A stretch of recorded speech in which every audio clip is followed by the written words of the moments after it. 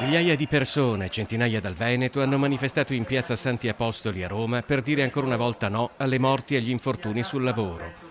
La manifestazione indetta da CGIL e CISL-UIL parte da numeri allarmanti che segnano un fenomeno drammaticamente in crescita.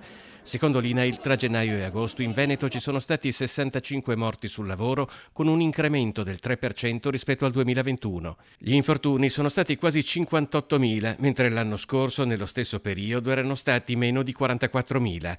A livello nazionale si sono invece registrati ad oggi 600 morti e 400.000 infortuni sul lavoro. La situazione è intollerabile, le regole ci sono ma non riescono ad essere rispettate.